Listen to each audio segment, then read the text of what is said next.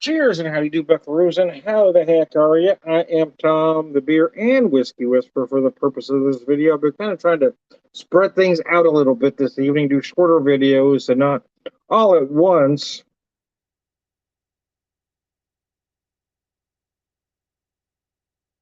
As I try to fix something here real quick. Bear with me.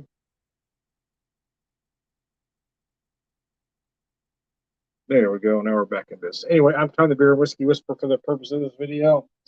Oh, so I've got one I picked up in Weston, Missouri, and I've got both of these products. That's why I picked these two, because both products are from Weston, Missouri, which is why I want to do this particular video. Rip Van Winkle beer. It is an 8.8% bourbon barrel aged double bock or doppelbock, if you will. It is just impeccably done. I only bought one 4-pack, unfortunately. I wish I had bought more, because it only cost me $7 for the 4-pack. Yeah, the prices are just insanely good over there. Let me show you how this beer pours. Just absolutely beautiful. But like a lot of barrel aged beers, the head does dissipate rather quickly. You kind of lose that in the barrel. What I'm pairing it with, again, is another product out of Weston, Holladay, Holladay whiskey, the bourbon. This is their. So I picked up two. I picked up the Ben Holladay 6-year-old Missouri straight bourbon whiskey, Rickhouse proof, small batch reserve. Show that to you.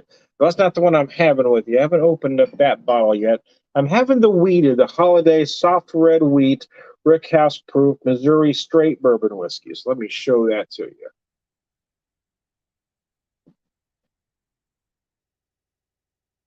And I only poured an ounce even. I didn't want a big pour, but enough to kind of give you an idea and pair with the other product. The soft red wheat, I'm curious. I want to open the other one, but I'm trying not to, because I'm curious the difference in the aromas. Now, I've had the Holladay bourbon and I've had the Holladay soft red wheat, but the Rickhouse versions were not available in my neck of the woods. I had to pick them up in Weston.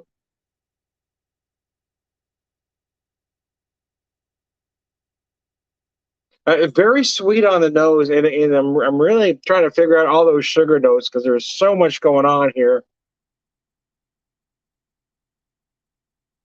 Almost feels like you get, okay, so I'm going to give you the obvious, right? You're going to find some vanilla, you're going to find some oak, you're going to find some spice, you're going to find some brown sugar, very dark brown sugar, because you feel some molasses, but I also feel like I'm picking up some maple on the nose as well.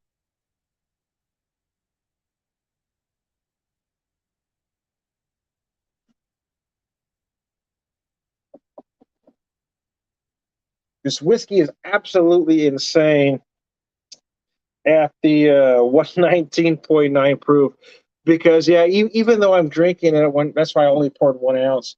At 119.9, you can mix it if you want to, whatever your desire is. If you bought the bottle, do it any way you want to. But I'm telling you, even at this proof, it drinks exquisite neat. Now, because it's at that proof, if you want to add just a tiny bit of water, and I mean a tiny bit, if you had a bottle of water, add maybe about a half a capful to it, and that will open up that nose just a little bit for you.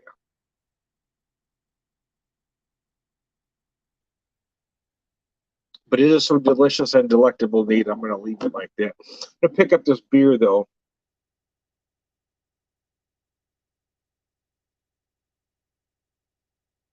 Because I was curious to pair this beer with a bourbon, but I wanted to use two Weston products. And I don't know what bourbon barrel they aged in. I do not know, to be honest with you. But wow, I am kind of kicking myself for not buying two 4-packs, especially since we're coming into winter. I bought one. Now this is the second one I've had.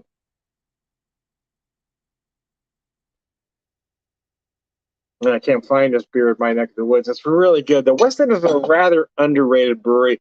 They had a reputation for a while there for being a little inconsistent, and it wasn't necessarily unfair. But when I've had them recently, they've been very good. What's interesting is most of their stuff is, it's good. Nothing's really far out of the box, and then you get to this one, then you get to this one, then you got something special right here. Everything's very good, but this one takes it to a whole other level. You see a lot of barrel aged stouts and barrel aged this, that, and the other, but a barrel aged Doppelbock is just something. It's something to behold, man.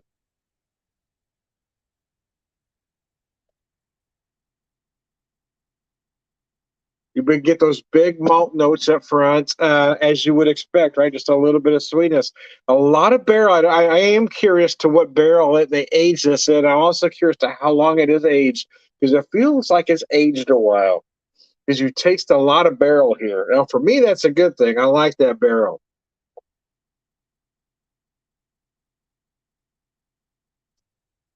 You do feel that oak in a great big way. It is just absolutely gorgeous, man. I'm just really kicking myself for not buying at least a couple or three, 4 packs. For not at least buying two anyway. I was buying a lot of stuff, which is kind of why I was trying to limit myself because we were going to so many different places. I was buying more than I knew I needed for a total amount, But well, I knew there were certain things I was going to wish I had more of, and this is one of them.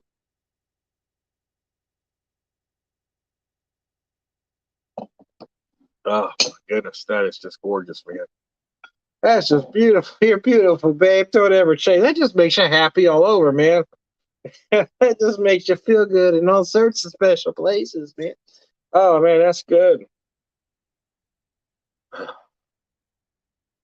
Yeah, I am kicking myself. So I bought the case. They had a case price for 25 bucks. So I got a case of beer for 25. They charged 7 for a 4 pack of 8.8%. Yeah. I mean, it's ridiculous. Anybody else would be like 15 bucks in any store from any other brand, right? I don't know. I'm just really kicking myself for not buying at least two, if not more. Because I knew I was going to love this one. I just hadn't had it in so long, and I don't really remember. Now I'm really kicking myself. But like I said, I was just buying a lot of stuff in general and spending a lot of money. I thought, well, I better take it down a notch.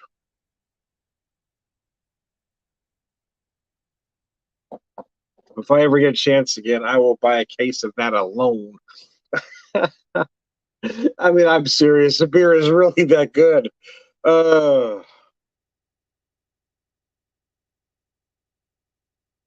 it really is. It's freaking brilliant.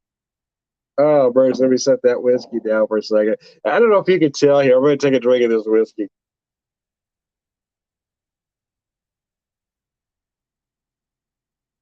Nothing. I mean, no face, no bird, nothing. And that's at 119.9. That's how beautifully done this particular whiskey is.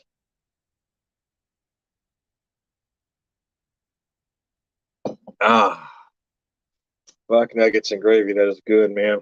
That's delicious, man. I don't care who you are. Uh,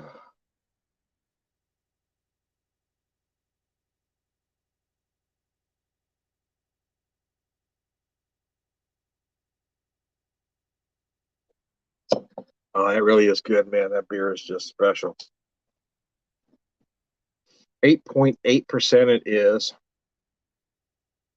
But yeah, I mean, you can find some barrel aged doppelbocks out there. You just don't see a lot of them. You see a lot of barrel aged stouts, a lot of barrel aged barley wines. But this is kind of different because that doppelbock comes at you in a little bit different way than a stout or a barley wine does. You get those big malt notes. Oh, it's just insanely good.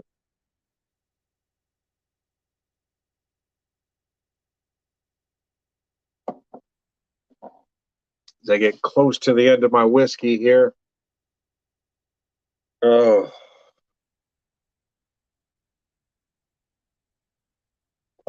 yeah, we had a nice little short vacation. It did go quick. It seemed to go quick anyway. Problem is, my wife and I were both done by about 5 o'clock every night. For first day was busy with the drive, getting to the place I want to get to, and then get back to where we were staying. Then we went and checked in, and then we went and had some dinner. Got back, and it was probably, I don't know, it was about 5, somewhere between 5 and 6, I think. and then we were just done. Younger folks would get back out again and do something, but no. And Thursday, even though we were in town, we went did a few things together, and if she wanted to hit a thrift store, she did that. So I went to the brew pub and had one beer and got a 6 pack and walked back up to where we were staying. But it was only a couple blocks.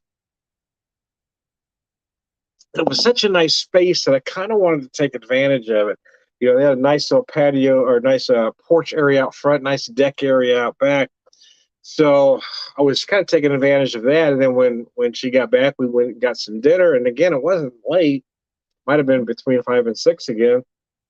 But again, we're younger folks. Anybody 10 years younger would have probably got back out and hit some. We just wanted to, you pay a lot for places you stay in, and then you find out you're not in those rooms very often. And the older we get, the more I want to stay in that room and take advantage of what I'm paying for. That's kind of what we did. So we stayed in one place for 2 nights. We went up to Weston. We couldn't check in till after. Well, originally they said we can't check in till 5, but she did say when it was ready they let us know. So they let us know when it was ready, which was right about 3 o'clock, which is typical check-in time in most places anyway.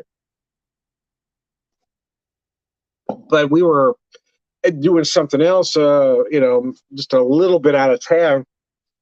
So we finished up there, then we hit one spot and back in. So it was probably about 4:30 by the time we got back in town. We got the stuff in, and again, other folks would have probably went out for dinner, but we were kind of tired. We said, "Screw it, we're just going to snack on what we have available and take advantage of the room." I mean, that's kind of what we did because it was a very nice space. I mean, you're paying for these spaces, but you're never there, right?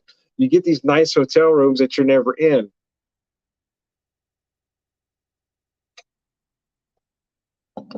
But it was both. We got lucky at both places. Both were very nice.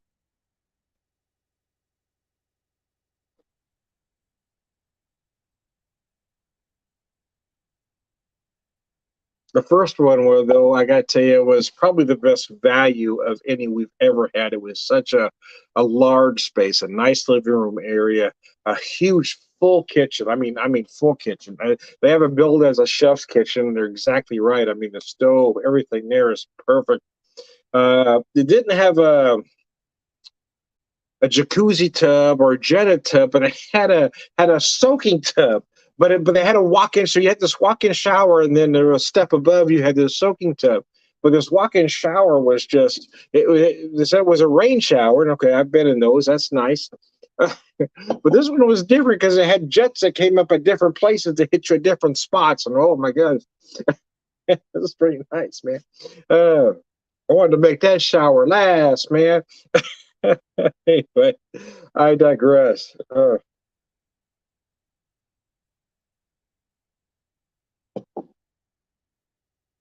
But it was nice. Again, it always seems to go fast. Right now, it doesn't seem like it's already a week past that now, and it doesn't seem like it. Doesn't seem like it should be. Uh, it was nice. We just hadn't been up in that area a while. But the truth is, we really didn't revisit a lot of things. We hit a lot of stuff we hadn't hit before because the last time we were there, we got a lot of things in, but we couldn't get every. You just can't get everything in. And there were different places we wanted to go this time that we didn't have mapped out the first time. So it was nice.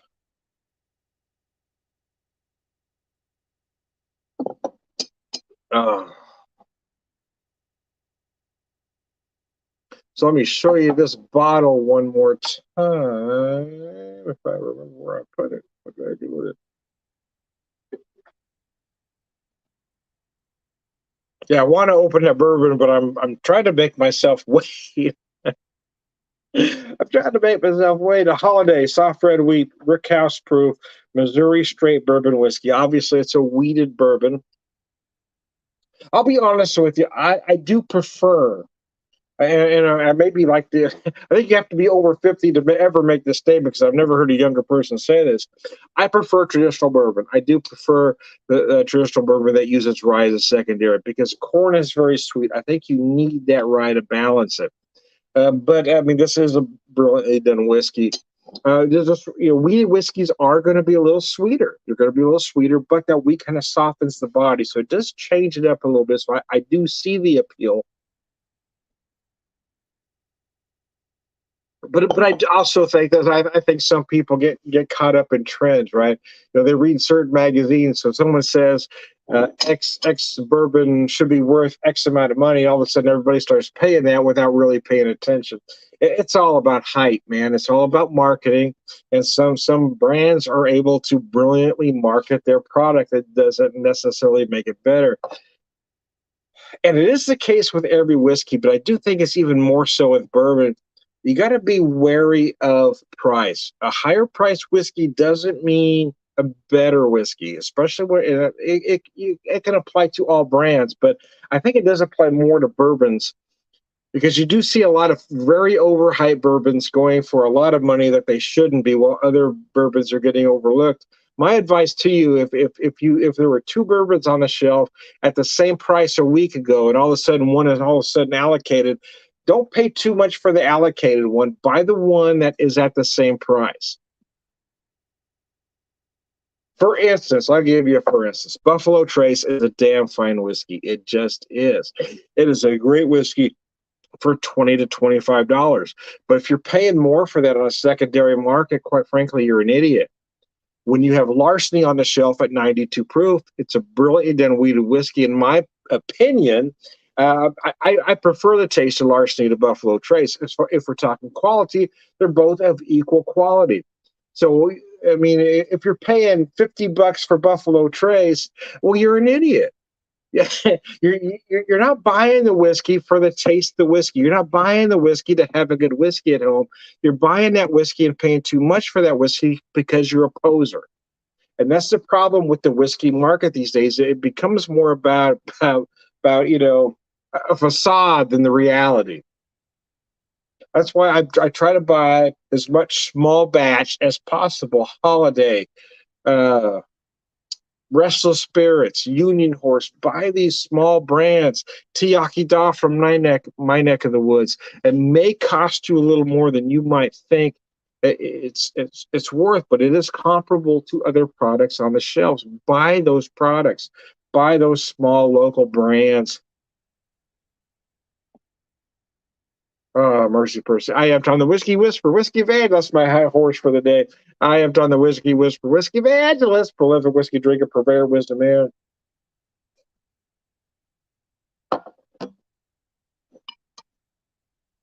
You do get these nice peppery notes in the finish. I mentioned some spice notes earlier, but I really didn't delve into specifics. You will get a nice blend of baking spice, right? You're going to feel some cinnamon, some allspice, some clove. You might even get some nutmeg in there. But right there, I got the nice hint of just fresh cracked black pepper. That whiskey is just exquisite. Anyway, finishing off my Rip Van Winkle here. I am really kicking myself. I swear to goodness. The only reason I did is because I was spending a lot of money that day already. So I thought, well, I better just, I better keep it down. But I do wish I would have loaded up on it because it would have, that's something I wouldn't have to buy later. So, but I wish I would have bought just a case of this if they would have sold me a case of this for $25. Oh man, Spear is just genius, man. I'm so mad at myself I can't see straight. It has nothing to do with the whiskey. I'm kidding. I'm kidding, of course. Rip Van Winkle, Weston Brewing Company. I will tell you, yeah, I do believe that Weston is a very underrated brewing company.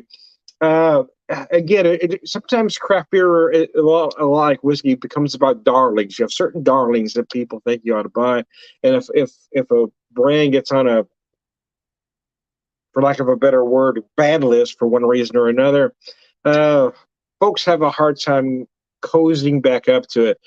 I'm all about the underdog. I do think that Weston is very underrated. And I am Tom the Beer Whisperer, Beer Evangelist, prolific beer drinker, purveyor of wisdom.